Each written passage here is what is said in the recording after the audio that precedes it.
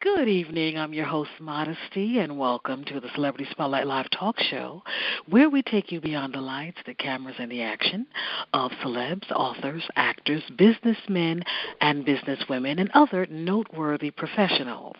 Tonight is Boss Lady Tuesday, and we are elated and beside ourselves on this end because our guest for this evening is none other than the CEO of Phoebe Marketing Group, and she is also the producer and the creator of DC Shark Tank, none other than Miss Yvonne Rivers. How are you this evening, Miss Rivers? I am wonderful. How are you, Modesty? I am doing great. First and foremost, I just want you to know that we are beside ourselves over here, and we have been excited from day one since we received the response back from you stating that you would be able to join us. And I just want to say thank you 1,000 times. They have a saying in the church, if I had 1,000 tongues, I couldn't thank you enough. That's it. Okay. So if I had 1,000 tongues, I couldn't thank you enough because we know you're busy and you're known and you're itinerant. So we just appreciate your time and we respect your time and respect you as a business professional. We're going to get started, Yvonne. And we would like to start by asking you, it's a twofold question.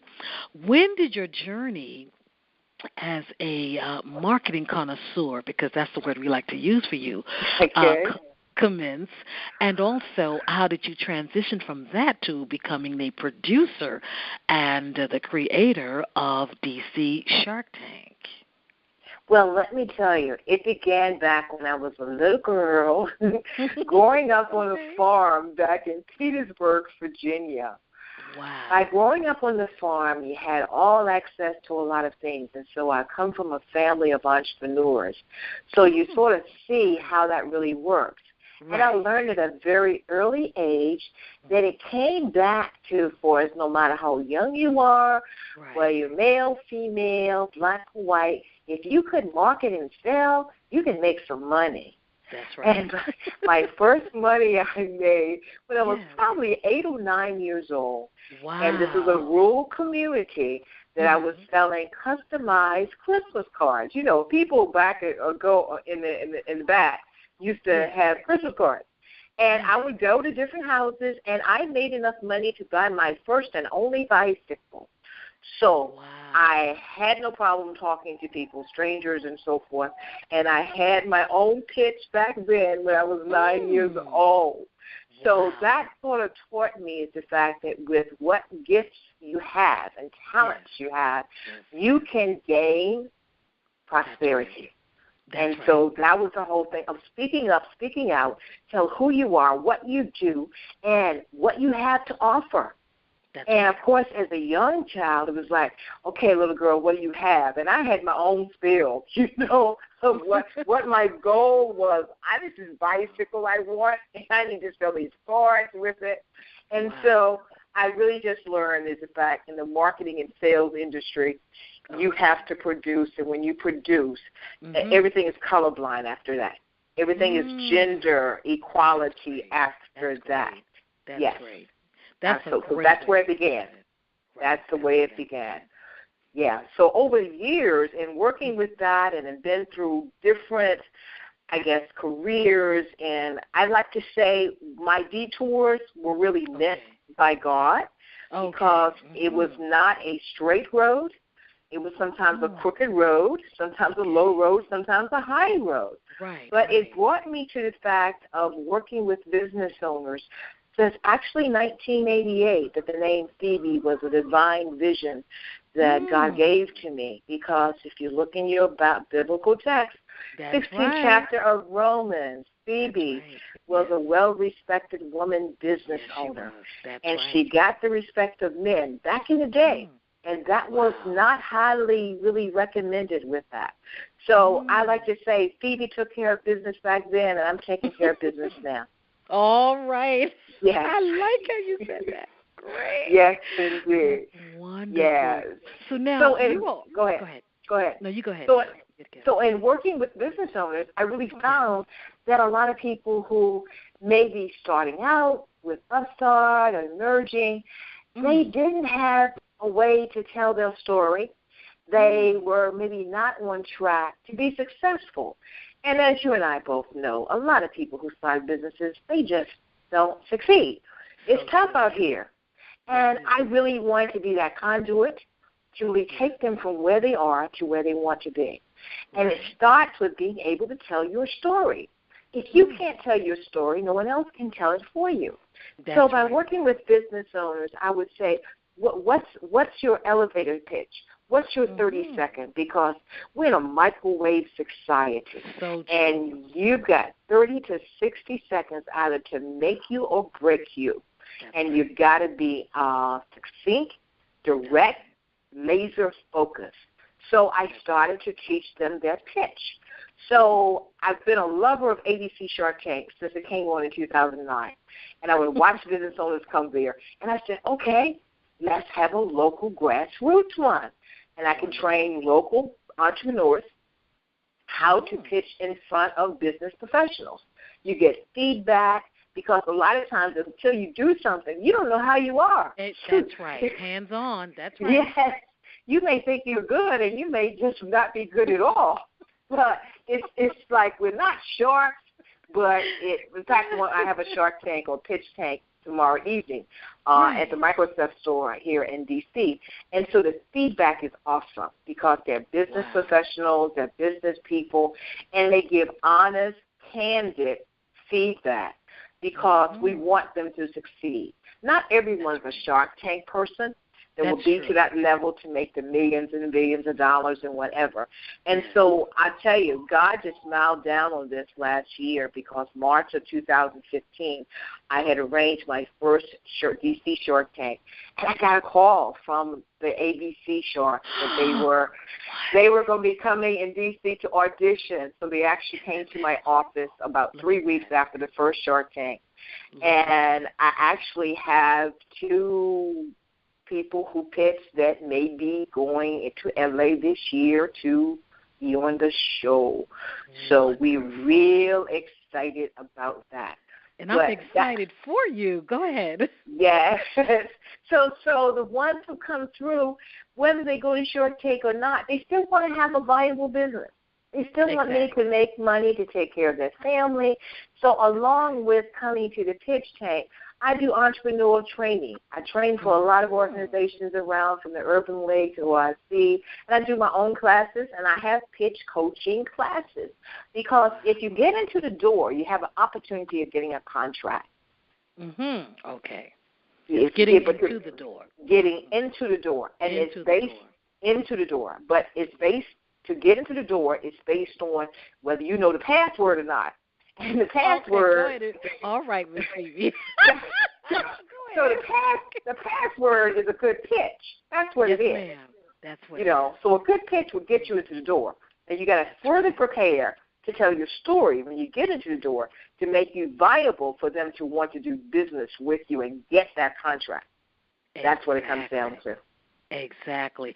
And, one of the most important things, especially when you're dealing with people, is personality. And I can tell by the way that you're talking, you've been standing before people. The confidence that you've had, it started when you were younger, because being able to sell at such a young age, at the age of 8 or 9 years old, every child can't do that. I mean, unless it has to be within. Right. Absolutely. Absolutely. Yeah. Because at that age you're scared and afraid, and you know how it is. But you know what? You do it scared. If you wait till you say I'm not afraid, then most of us would not do anything at all. That is so true. I like to say we have to step into the deep, and we may initially sink and come up to our neck in whatever we're in, but hold on and be confident in what you do have, and you can not only survive but thrive. And it's all up to you. Exactly. Right. You said it. It is all up to you. Wonderful. I'm so glad we chose to have you, because you did, like you said, you definitely have a story. And if you don't have a story, there's really nothing to tell. But everyone has a journey, good, bad, ugly. Everyone has a journey, and it seems as if, Yvonne, your steps have been ordered because you're comfortable in doing what you're doing, and I can tell that you have a great love for what it is that you do. And Absolutely. When it starts young and it grows up in you, it makes it even that much more enjoyable when you're doing it and making some dollar signs and zeros. That's it. That's the bottom line. That's Yes. the bottom line. Yes. Now, marketing is everything, and it takes my mind back to the Super Bowl.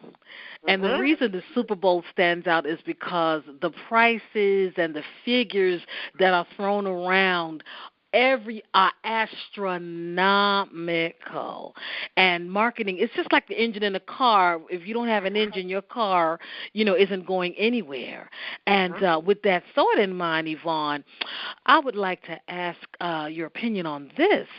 Marketing in this era, in the social media area, a lot of people are, excited about it, and it saves a lot of money. But would you say that traditional methods of marketing, should they be abandoned, or should they be incorporated along with the social media marketing techniques of the 21st century in which we live in? It needs to be encompassed in it. I've always taught a mixed media message because they're different people, they're different demographics, and you have to reach them. True. Marketing is about numbers. So you want to make the numbers, but you also want to have a target demographic. And I say this, Modesty, I give a guarantee. I do. When I teach classes, I said if you have these three things in place, your marketing and advertising is guaranteed to work. Number one, you've got to have the right message. What you're saying to your target demographic. You've got to have the right people for your product or service. Right. And I give this illustration. I've been a media consulting, radio, television, whatever, and I had this one particular client, and I think it was tires and rims that was his product. And I said as part of his marketing campaign I was developing for him and a media buy I said, you need to reach the country music demo because that particular demo is your market. Well, he says to me, I don't listen to country music. I said, I don't care. Your customer does. Tell him, Yvonne. Tell him. So that's where you need to be. You don't need to be listening to your own ads anyway. But you want your customers to.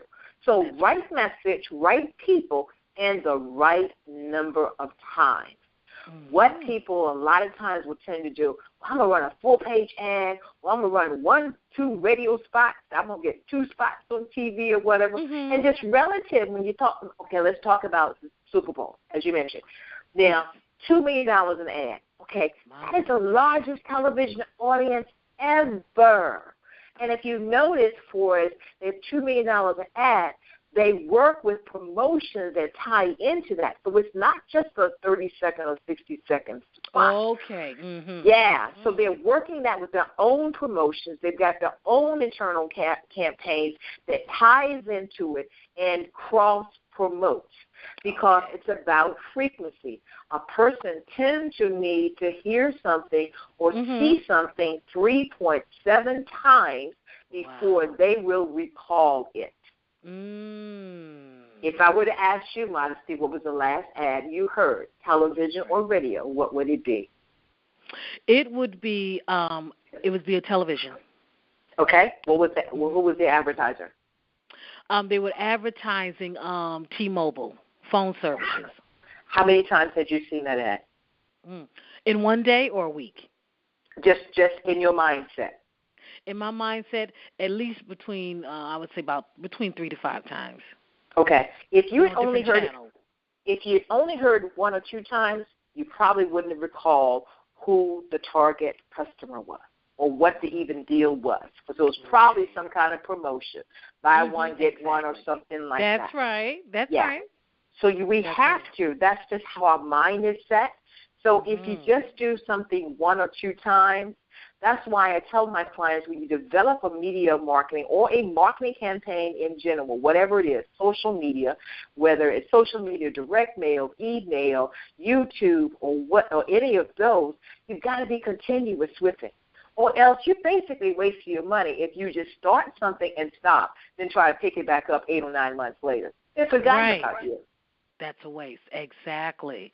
They're forgotten about you, yeah. That's so right. it's a concept to it. Is the right people, the right message, to the right people, and the right number of times. Yeah. And you can't be off with the people. In other words, you've got to know who buys your products and services. If you don't know, ask someone who has bought your products or services and look at a demographic of them. Right. Then you ask yourself the question, how do I get in front of those people? I do something I call the 1-minute business plan. And the 1-minute business plan is spending 1 minute on listing your products and services. Number 2, who you're going to sell it to. Number 3, how you're going to get in front of them. So if you answer those 3 questions, that will help you decide your target demographic and where you need to be. Right. And I get real specific in your demographics, not only just women, but women aged 25, 34, college education, income, what they like to do, their activities, like to go to the gym, they like to play golf. So that tells you exactly where you need to put your marketing collateral. Detail specifics. Yes. Yeah, that makes a lot of sense, and especially when you're putting money out. And absolutely. Absolutely, right, Yvonne. Especially when you're putting money out, you want to make sure it goes to it's being utilized properly, like you said, and it's going to the right demographics. Because if you're doing let's say like hair care products, it's not going to make sense to advertise it in front of dog owners. You know what I'm trying to say? Exactly. Dog owners, dog food owners, excuse me? Right. Okay, and you're doing hair care, beauty products, or something like that. Right. And I also noticed, Miss Yvonne, we have a few more minutes left, that guerrilla marketing is another service that you offer. Yes. Guerrilla marketing is maximum exposure with minimum cost. Right. And what that really means is that you maximize as many low-cost or no-cost methods for marketing as you can. First thing I tell people when you're starting a business, and not just when you're starting, but whenever anything, well, let me tell you, after the Shark Tank, I think I told you that I got an article in Black Enterprise magazine. Ask me how I got that. How did you get it? I did a press release. And it was focused on the sharks calling me.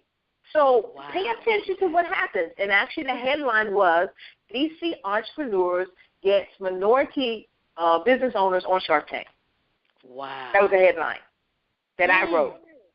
You wrote it yourself. I wrote and really used a press syndicate to send it out, and actually not only in Black Enterprise, but several newspapers and whatever picked it up. And I'll tell you, it's reaping its benefits, because I kid you not, between the Black Enterprise article and actually some social media with LinkedIn and Twitter, I just came from a contract from Bethune-Cookman University. They brought me down as a pitch coach to help their students in an HBCU challenge. But it was focused towards, and you have to keep that notoriety up, that exposure. Yes. And again, let me tell you, I thank you for the opportunity to do this interview tonight. I really appreciate that. Just another opportunity of spreading the word. It is, and in the future as well, the recording is going to upload tomorrow, and I'll send you the information. And if you need it for future reference, if someone wants to hear how, if they want to get you to be on their show, whatever, by all means, you can use the phone number, the dial-up number, and everything. I make it available to all of my guests. They can use that as a reference.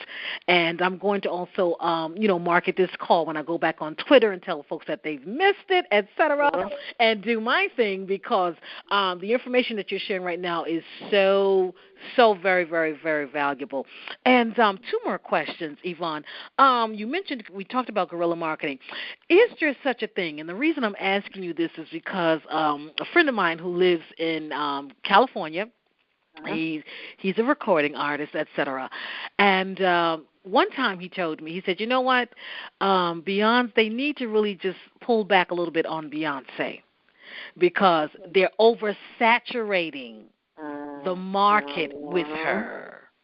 And my question my question to you, Yvonne, is there such a thing as oversaturation of a product or a person, or the more the merrier?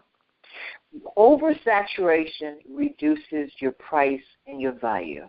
When you are exclusive or you are the whole thing of selling out, I would rather sell out and turn people away from the door.